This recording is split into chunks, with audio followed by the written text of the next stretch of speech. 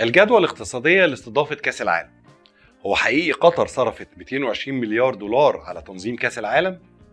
ليه كأس العالم في قطر بيعتبر هو أغلى كأس عالم في التاريخ؟ كأس العالم سنة 1990 بتاع مجدي عبد الغني، واللي مصر شاركت فيه للمرة الثانية في تاريخها، كلف إيطاليا حوالي 4 مليار دولار. بعديها كأس العالم في أمريكا سنة 1994 تكلفته كانت نص مليار دولار بس. يليها فرنسا سنة 1998 واللي تكلفته وصلت ل 2.3 مليار دولار. كأس العالم بقى اللي كان باستضافة مشتركة ما بين كوريا الجنوبية واليابان سنة 2002 تكلفته وصلت ل 7 مليار دولار. بعديها ألمانيا 2006 التكلفة كانت 4.6 مليار دولار. أما أول كأس عالم في أفريقيا واللي استضافته جنوب أفريقيا في 2010 تكلفته وصلت ل 3.6 مليار دولار. يجي بعد كده البرازيل واللي كانت أول نسخة للمونديال تكلفتها تجاوزت حاجز ال 10 مليار دولار سنة 2014 بإجمالي تكلفة وصلت ل 15 مليار. والنسخة قبل النسخة الحالية في روسيا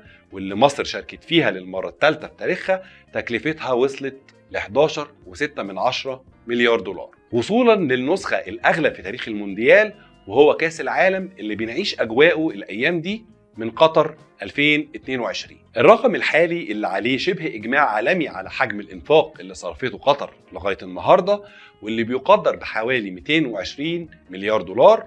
والسؤال يا ترى إيه حقيقة الرقم ده؟ ويا ترى إيه اللي بيخلي أي بلد في الدنيا تصرف 4 أضعاف إجمالي ما تم صرفه في كل بطولات كأس العالم اللي اتعملت من سنة 1990 في إيطاليا لغاية النهاردة على بطولة عالمية جزء كبير من إيراداتها بتروح للفيفا، زي حقوق البث التلفزيوني وإيرادات التذاكر والرعاة الرسميين للبطولة. أما الجزء الخاص بالعوائد السياحية من إقامة وتذاكر للطيران ومصاريف للترفيه المرتبطة بالجمهور المتوقع إنه يتابع المونديال، فدول بيمثلوا العائد قصير المدى المتوقع بعد المونديال. صحيح البطولة دي بتعتبر هي الأهم من ضمن الأحداث الرياضية العالمية على مستوى الكوكب، ولكن برضو ليه أي دولة عاقلة أو حتى مجنونة مستعدة تصرف ما يوازي ميزانية دول بأكملها علشان تستضيف البطولة دي على أراضيها؟ أكيد الموضوع ده فيه حاجة مش مفهومة، وأي محلل اقتصادي محتاج إن هو يتأملها علشان نحاول نفهم إيه السر وراء الإنفاق الغير محدود اللي عملته قطر طوال ال 12 سنة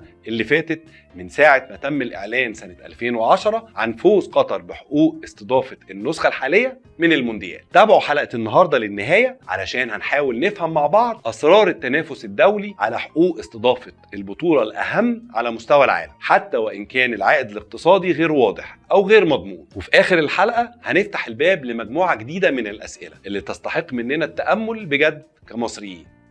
أنا أحمد صقر وده برنامج The Digital Talk.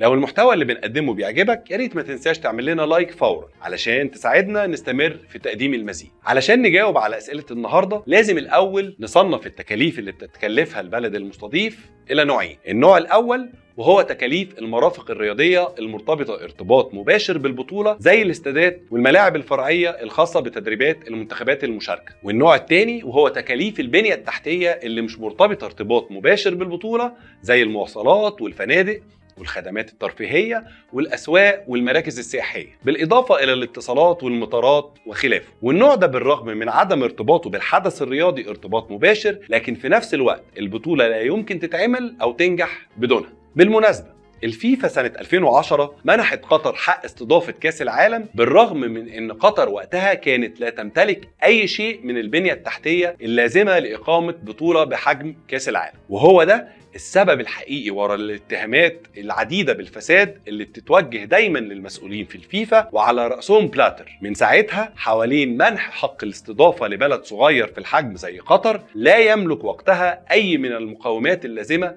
لاستضافة المونديال، بالذات لما تعرف أن الملف اللي قدمته قطر وقتها كان في منافسة مباشرة مع دول بحجم الولايات المتحدة الأمريكية واستراليا بالإضافة إلى اليابان وكوريا. بداية كده تكاليف المشاريع المرتبطة مباشرة بالمرافق الرياضية من استادات وملاعب للتدريب لازمة للبطولة، وهي حسب اللجنة المسؤولة عن تنظيم كأس العالم وصلت ل 6.5 مليار دولار. ضيف عليهم مصاريف التشغيل واللي بتقدر بحوالي 1.5 مليار دولار، بإجمالي تكلفة 8 مليار. ولكن التحدي الحقيقي اللي كان قدام القطريين هو إزاي بلد بحجم قطر فيها حوالي 3 مليون نسمة بس هيستعد لاستقبال حوالي 1.5 مليون زائر محتمل بيجي علشان يشجع المنتخبات في المونديال. يعني بنتكلم عن زيادة مفاجئة تقدر بنصف حجم الكثافة السكانية الحالية للبلد. الإجابة على السؤال ده هتوضح لنا الصورة الحقيقية ورا سعي دولة بحجم قطر لاستضافة أهم حدث رياضي في العالم.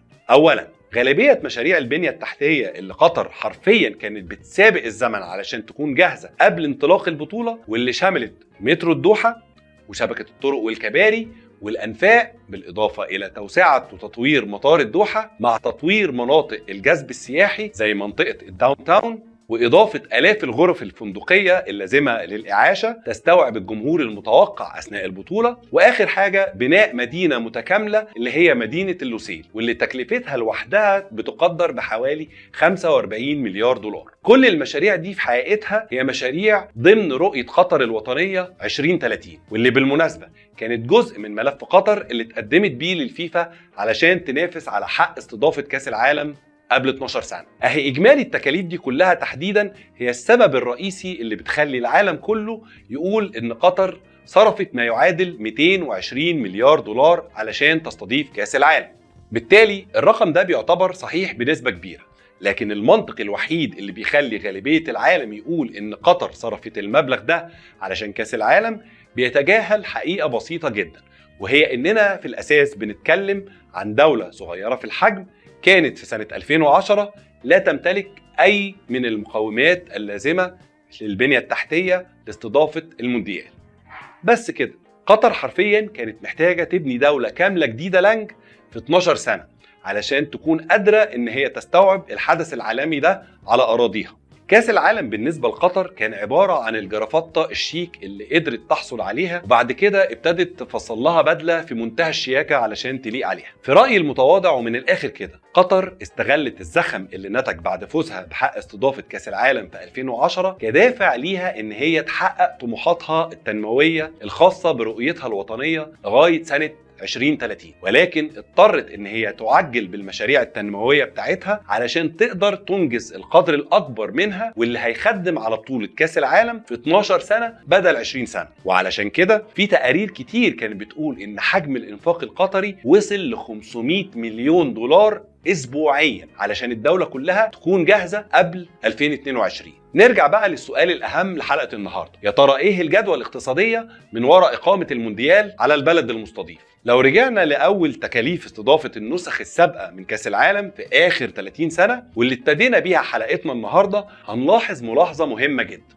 دول زي أمريكا وفرنسا وممكن كمان نضيف عليهم ألمانيا هما الأقل على مستوى الإنفاق استعدادا لاستقبال كأس العالم، والسبب ورا كده بيرجع إن الدول دي في الأساس بتمتلك استادات وملاعب جاهزة لاستقبال أي حدث رياضي، بالإضافة إلى بنية تحتية متطورة جدا ومتوافقة مع اشتراطات الفيفا وقادرة على استيعاب جماهير من كل أنحاء العالم خلال شهر المونديال بشكل طبيعي، حتى وإن حدث ضغط أو زيادة منطقية وطبيعية أثناء البطولة على المرافق والخدمات الخاصة بالدولة المستضيفة. ولكن غالبية الدول النامية زي البرازيل مثلا، إقامة بطولة لكأس العالم سنة 2014 على أراضيها كانت وبال على الشعب البرازيلي، وكانت سبب مباشر في رفع ديونها الخارجية، وبعد البطولة سابت وراها مجموعة من الملاعب والاستادات الخاوية واللي أصبحت ملهاش أي استخدام، وبالتالي بتصنف إن هي بطولة خسرانة بكل المقاييس، لدرجة إن الاستاد الرئيسي للبطولة في مدينة برازيليا واللي كان تحفة معمارية على أعلى مستوى كان من المخطط إنه يتعمل بتكلفة تقدر ب 300 مليون دولار، التكلفة الحقيقية عدت ال 900 مليون دولار، والاستاد ده حاليا بيستخدم كجراج ومستودع للأتوبيسات نظرا لارتفاع تكلفة تشغيله وصيانته بعد البطولة بدون حاجة حقيقية ليه.